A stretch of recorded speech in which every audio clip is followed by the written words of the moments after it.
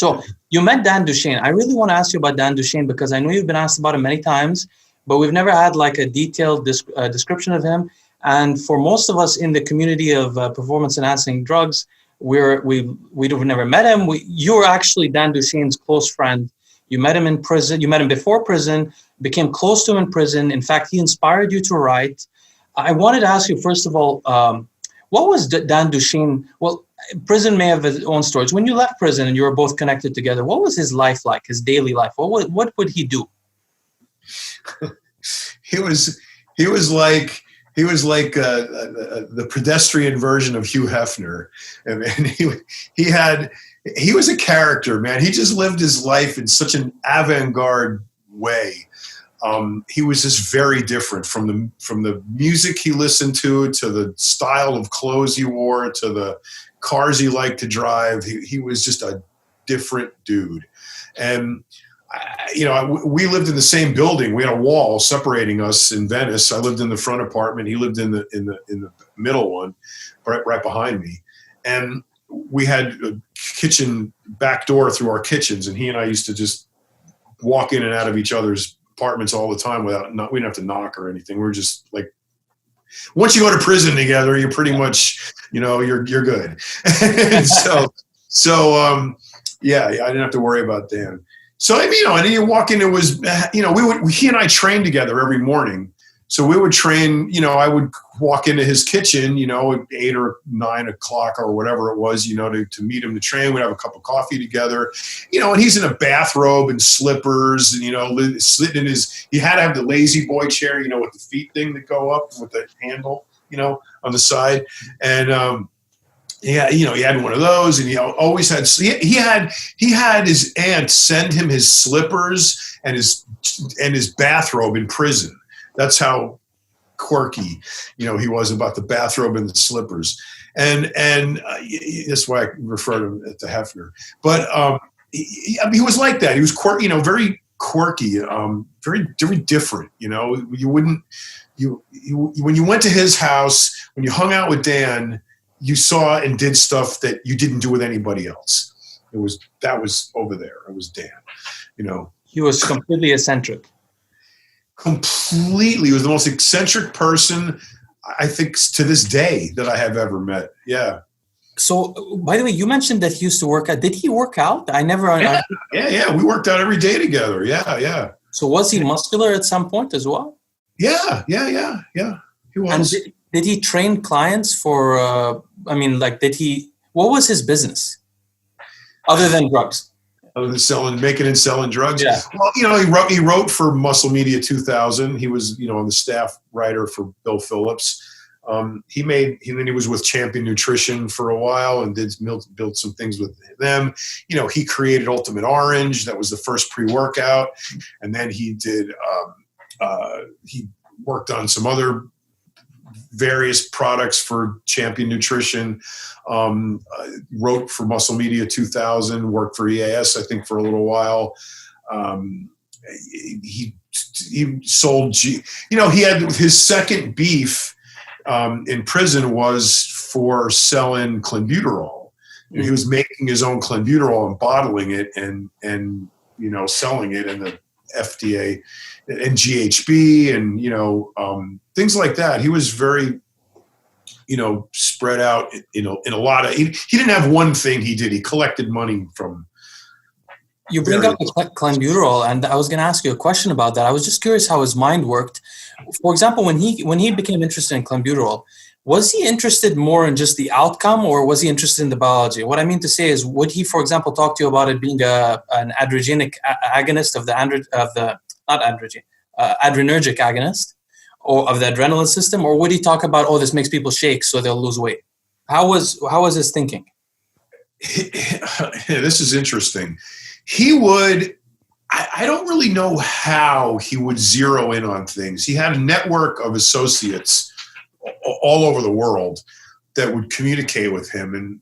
And he would hear about different compounds, different chemicals, different drugs being made and tested, and hear about their side effects.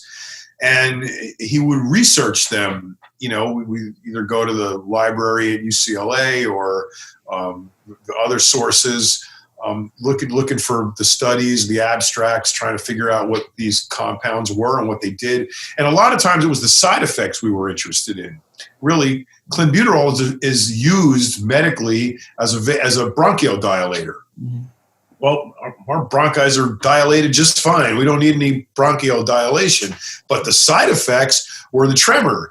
And the tremor is what burned more calories. So he deduced if you're shaken, you're burning more calories. So that would be an effective, fat burner. And, we had a never-ending supply of willing lab rats who would try out just about anything he suggested.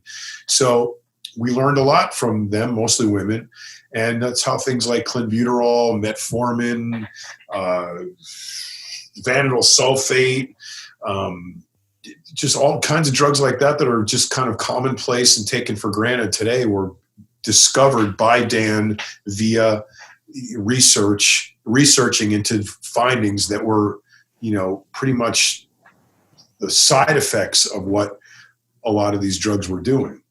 Fascinating. I have a couple more questions about Dan.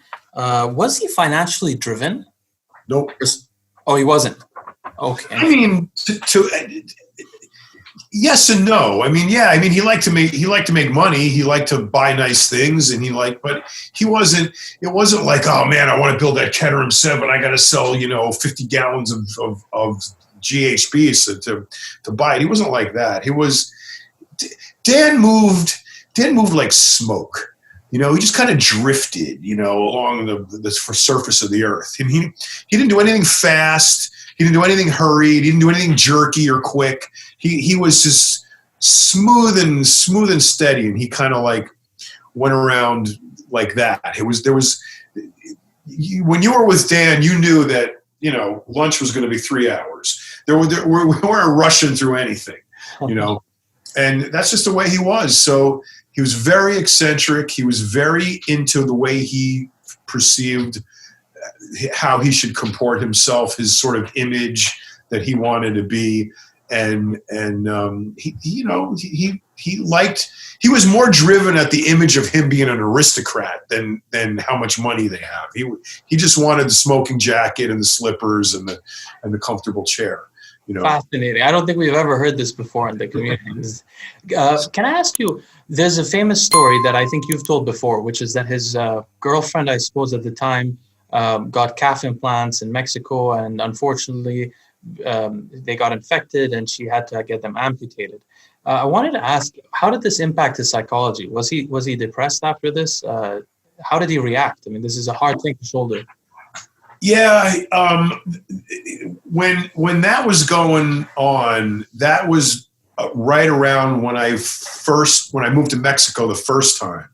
So, I went from living next door to him to moving to Malibu and then later to Mexico. So when I left the country, I didn't have nearly the contact with him that, I normally did. And I'm not a really touchy-feely kind of friend. I mean, if you're my friend, you're my friend. It means I can stop talking to you today, and then we can talk again in 10 years, and we will pick up exactly where we left off here. There's no 10 years in the middle. It's the way I am. I don't, harbor anything and I don't need a lot of contact. I don't need to call my buddies every day and make sure they're, all okay. We know we're good, So I talked to him. I communicated with him less frequently. We talked about the issue with his girlfriend and the infection and all of that. And he was.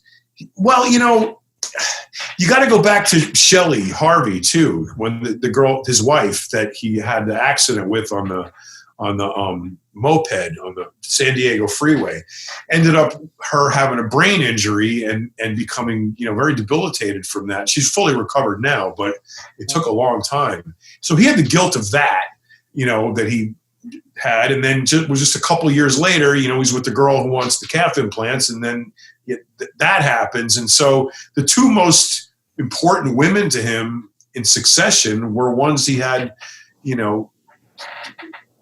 advised terribly on, or not advised terribly, but was involved with terrible things that happened, and he blamed himself. And when I don't remember her name, I never even met her, who had her legs amputated, it was devastating for him because these women go through these injuries and they pull away, so the English girl moved back to England when she had her brain injury and kind of just left him, and he was deeply hurt by that. And then the next one is this one, and same thing, she gets to both legs amputated, and goes away from him. So he feels guilty. He feels compelled to try to do something about it, some kind of recompense of some sort, and he just never gets it. And that sort of metastasizes all of the bad feelings inside. And, he's just, he was, then you got to add the stroke to it too. Then he had a stroke too. Oh, I didn't know. Yeah, he had a stroke right before he went to prison the second time. Oh, so he had hypertension. He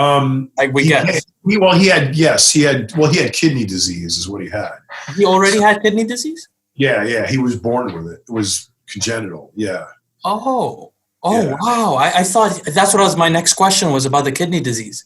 Yeah. He was actually genuinely born with it, not like a lot of bodybuilders say they have. No. It was congenital. He didn't have it when he was born, but he was born with the propensity to have it. I mean, it was congenital. So you put all that stuff together, and that's apart from the odd lifestyle and everything else. But, you put those two catastrophic incidents with the significant women in his life together, with the stroke, and the other, having to go to prison twice, and that in and of itself is devastating to deal with that. Coming out and starting over again. So I think if you added all those things up, it definitely changed him. Towards the last few times I saw him, he was very demure, very low key, very extra down pressure. He was very, very, very slow. Almost painfully so. The end of his life didn't go. I mean, there was a down, I'm forgetting the words that I'm thinking of, but like he had a negative end toward his life. Well, yeah. Yes, I mean, I don't think anybody's end is positive, but it was a tough end. Yeah, it was. It was unpleasant. He was sick. Was he waiting for a kidney transplant? No, he wasn't waiting for a kidney transplant. He was just. I don't think it wouldn't have made any difference at the point he was at. He wasn't on dialysis or anything. So no. So but then again, he didn't die from the actual kidney disease. He died from, I guess, pneumonia that he caught.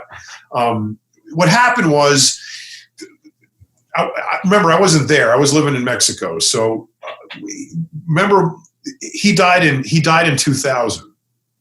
He was obsessed with the Y2K thing. He wanted to be in an airplane flying in the air at midnight when 1999 changed to 2000. So now that's probably the most. How often do we change centuries? Every 100 years, everybody's partying like their brains out, right? So he gets to the airport and it's pouring rain, and at 1 o'clock in the morning, January 1st, and there's nobody to pick him up, and there's no cabs, nobody's around, there's nothing. So Dan decides to walk home to his apartment in San Diego from the San Diego airport, which was probably 12, 15 miles, maybe more, in the rain. Wow. So he finally gets home and he got sick. And then it was just a couple days later that, he was found, dead on the floor.